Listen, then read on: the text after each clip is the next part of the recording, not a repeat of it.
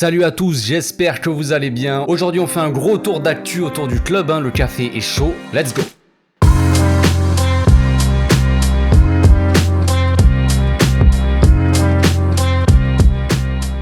Au passage, n'hésitez pas à vous abonner, liker et commenter, c'est le meilleur moyen de me soutenir et ça fera plaisir à tonton.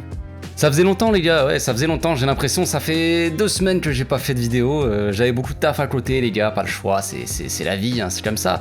Bref, aujourd'hui on va donc faire un gros tour d'actu, il y a plein de choses à dire, mercato, déclaration du président, les matchs internationaux, bref, il y a de quoi faire. On va commencer par les déclarations de Laporta, il a dit beaucoup de choses lundi, donc on va commencer par le sujet qui intéresse un peu tout le monde, le dossier Haaland et la rumeur bidon sur Mbappé, bien sûr, bon déjà Mbappé les gars, il va aller au Real, ça c'est déjà réglé, et je sais pas si Mbappé joue avec nous pour négocier un salaire plus important ou s'il envoie un message au Real par rapport à Haaland ou quoi, ou même si c'est le PSG qui sort l'info juste pour emmerder le Real, je sais pas parce qu'ils ont le seum. Voilà, mais Laporta a été assez clair, je crois, et de toute façon le joueur est fan du Real, les gars, il l'a dit à de nombreuses reprises qu'il irait là-bas, donc je vois pas comment on peut croire à ça, c'est pas possible. Rumeur zéro, Mbappé ne viendra pas, c'est tout. Ensuite, pour Haaland, les gars, ça se complique clairement. Les discours ont clairement changé au sein du club. Laporta a quasiment avoué que le dossier était mort déjà. Donc maintenant, le message, c'est que le gars est beaucoup trop cher pour nous. Et Laporta l'a répété, si les joueurs veulent venir au club, c'est pour le projet sportif. Et il devra s'aligner sur la grille salariale, sur les limites salariales. Le joueur réclamerait entre 20 et 25 millions par an, apparemment, ce qui est quand même moins cher que ce qui avait été annoncé il y a quelques semaines. Mais ça reste quand même assez élevé pour le club, qui a fixé une limite, je crois, à 10 millions par an, maximum. Donc voilà, si Haaland vient, c'est que Raiola l'a poussé à venir vu que c'est le pote de Laporta, ou alors que le joueur est vraiment motivé par le projet de Xavi, à voir. S'il vient pas, c'est qu'il a écouté son padré qui veut l'envoyer à City, ou alors qu'il a suivi la voie du bifton, comme beaucoup de joueurs maintenant, mais après tout, il fait ce qu'il veut les gars, moi je vais pas lui cracher dessus parce qu'il préfère la thune ou quoi que ce soit. Beaucoup feraient peut-être la même chose, et le joueur est pas spécialement fan du Barça à la base, donc bon, écoute, s'il choisit la thune, grand bien lui fasse. Moi ce que j'espère c'est que le club va tenir parole tout simplement, et va pas baisser sa culotte devant Haaland. J'ai déjà dit ce que j'en pense, perso j'aimerais bien que le joueur vienne, mais pas à n'importe quel prix, voilà, tout simplement, et si le joueur n'a pas spécialement envie de venir et qu'il demande pas plus de respect que ça, tant pis, on prendra quelqu'un d'autre les gars, c'est pas la fin du monde quoi, regardez les joueurs à fort potentiel qu'on a déjà au club.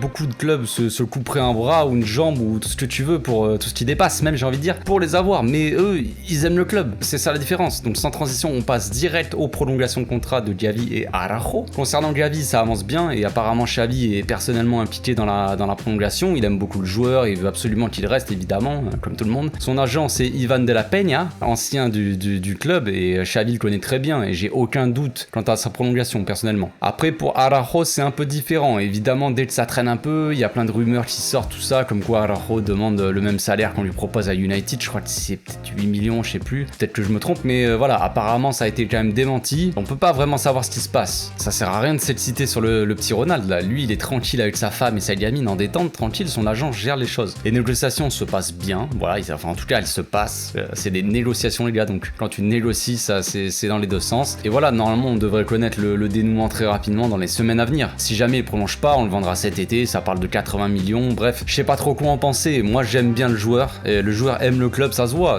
regardez le gars quand il fête le but, quand il est sur le terrain, le fanion, l'embrassade, tout ça, il a démontré qu'il aimait le club, il est fan du club depuis longtemps, il était fan de Ronaldinho à l'époque et tout ça, donc j'en avais parlé dans mon portrait sur le joueur. Voilà, après regardez l'affaire Dembélé, on sait jamais, Dembélé il est bien au club, mais ça l'empêche pas de pas prolonger pour le moment, donc on verra bien. Moi je vois Araujo rester quand même, mais des fois on sait pas ce qui peut se passer dans la tête des joueurs, ni l'influence qu'il peut avoir autour de lui, donc on verra. S'il veut pas rester et qu'il demande beaucoup trop de thunes, bah je serais évidemment très déçu de la personne, et c'est avec joie que je le vendrai 80 millions pour acheter De Ligt à la place par exemple, ou même un autre gars, mais j'ai peut-être une petite préférence pour De Ligt quand même si le gars n'est plus vraiment au niveau depuis quelques temps en Italie, mais bon, s'il retrouve son petit collègue Frenchie et que Xavi lui redonne confiance, attention, bref, on en est loin en tout cas.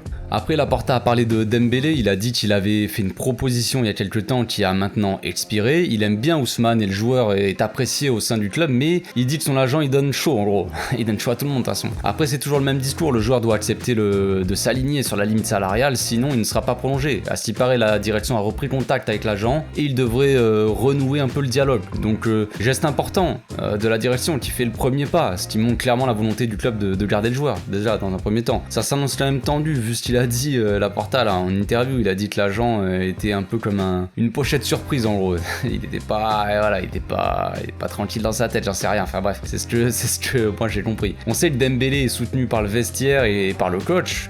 Xavi croit beaucoup en lui et espérons que le joueur revoie un peu ses prétentions à la baisse en voyant que justement ça, que le coach et le vestiaire le soutient, plutôt que de demander un gros salaire qu'on ne peut pas payer en se servant justement du soutien du vestiaire. Bref, on verra bien, réponse très rapidement aussi à mon avis. Dans le cas où Dembélé ne prolonge pas, le club travaille sur la venue de Rafinha, vous avez dû voir l'info, hein, j'imagine, tout le monde en a parlé. Moi je trouve que c'est une bonne nouvelle, même si rien n'est signé encore évidemment. Apparemment le club serait tombé d'accord avec le joueur sur les termes du contrat, voilà, durée, paiement, tout ça. Mais le plus dur sera de tomber d'accord avec Leeds évidemment, qui estime que le joueur ne coûte pas moins cher que Ferran Torres. Dit comme ça on est d'accord frère, mais bon, nous on aimerait que tu nous le lâches à 25 millions pour nous faire plaisir, frère. Allez, il y avait une info qui était sortie comme quoi il y aurait une clause à 25 millions si le club est relégué, mais je sais pas si c'est vrai déjà, vraiment, enfin je sais pas si c'est vraiment confirmé, mais ce qui est sûr c'est que Leeds voudra pas le lâcher à ce prix là, ça c'est clair. Moi je pense que c'est une très bonne nouvelle s'il vient, même si perso j'ai peut-être une préférence quand même pour Anthony. Après je vous avoue que j'ai pas beaucoup vu Rafinha jouer, donc je peux pas donner un avis très tranché quoi, voilà, mais de ce que j'ai entendu, Rafinha est peut-être plus tueur devant le but et peut-être un peu plus mature aussi qu'Anthony, mais d'un côté il est plus vieux aussi de 4 ans je crois bien, donc logique.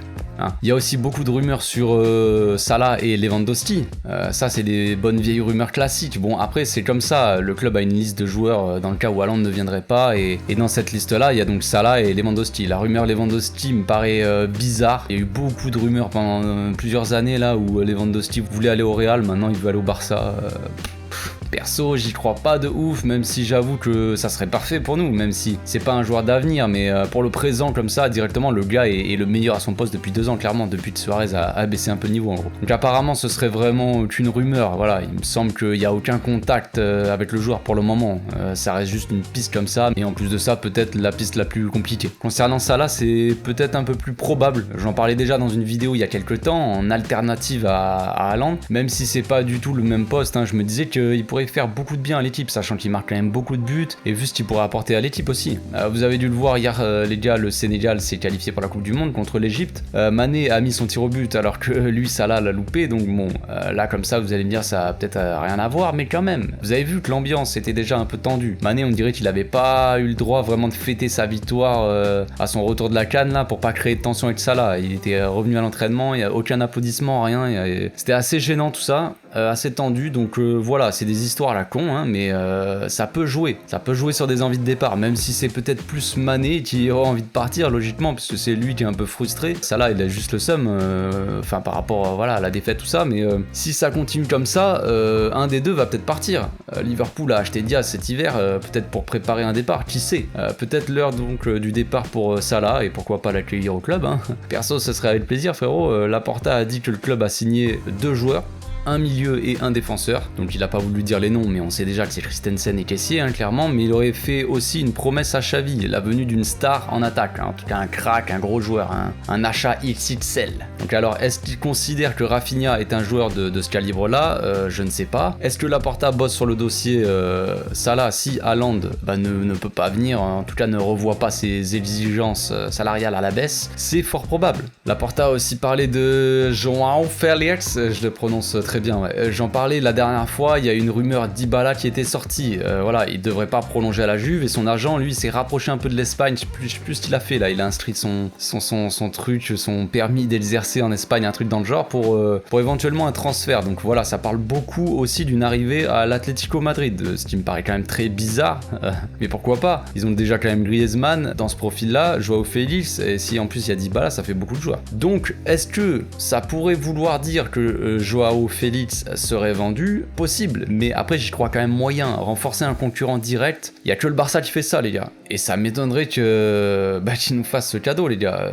Donc nous on leur a donné Suarez pour qu'ils aillent gagner la Liga tranquille, mais comptez pas sur eux pour faire la même chose. Laporta avait déjà essayé d'échanger Griezmann avec Félix l'été dernier, mais l'Atlético avait refusé. Pas de raison que ça change, je pense. Le joueur plaît beaucoup à Laporta, mais j'y crois moyen quand même, le transfert me paraît très compliqué à réaliser. En parlant de Griezmann, apparemment l'Atlético va prolonger son prêt, ce qui veut dire qu'on ne toucherait pas à l'argent sur le transfert cet été, là, les 40 millions, mais rassurez-vous, ça ne devrait pas changer grand chose pour nous.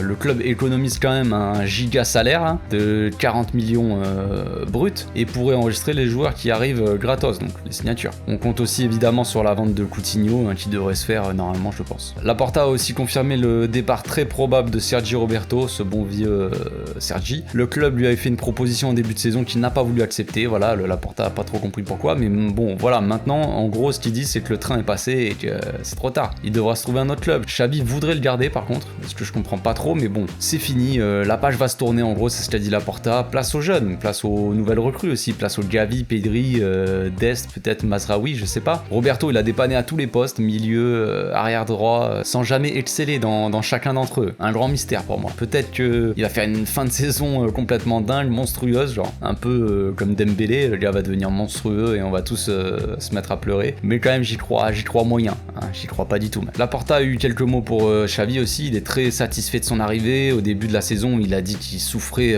beaucoup des résultats, maintenant il est content. Tu m'étonnes, l'équipe joue comme elle est censée jouer et voilà, on est sur la bonne voie. Il a parlé aussi de Messi, il a dit qu'il n'avait aucun contact avec le joueur depuis qu'il est parti, en tout cas que la relation s'est beaucoup refroidie, mais bon d'un côté normal, il est parti, il le voit plus au quotidien donc que tu lui parles. Il regrette un peu comment ça s'est passé, surtout sur le plan personnel, hein, mais il a dit que c'était le mieux à faire pour le club sur le plan économique. Il aimerait quand même que Messi inaugure le nouveau Camp Nou si le PSG le libère de sa prison, parce qu'on connaît un peu le PSG, ils ont tendance à retenir un peu leurs joueurs, contre leur gré peut-être même. Enfin bref, avec de l'argent, bon ça va. Le club donc envisage pas vraiment un retour de Messi, même si je pense que il serait pas contre, hein, mais après ça reste le choix de Xavi avant tout, au niveau sportif, à voir si c'est pertinent de le faire revenir au club vu la dynamique, et pour tenir aussi quel rôle surtout. Ça reste un rêve peut-être qui se transformera jamais en réalité, seul l'avenir nous le dira les gars. Pour finir, il a dit qu'il espérait une victoire en Liga, hein, donc une victoire au championnat. Hein. Il veut pas finir deuxième, le padre Laporta là, il veut qu'on remporte le championnat, au moins c'est dit. Je pense pas que ça soit un coup de pression sur Xavi clairement, vu que Xavi est sûrement du même avis. En tout cas c'est l'objectif évidemment, c'est pas une obligation et ça ne remettra pas en question le poste de Xavi la saison prochaine clairement, mais ça reste l'objectif principal avec la victoire en Europa League aussi. Il est très optimiste par rapport à ce qu'apporte Xavi à l'équipe. Il a dit que Xavi pourrait rester au club tant qu'il sera président tout simplement. Il a dit c'est l'entraîneur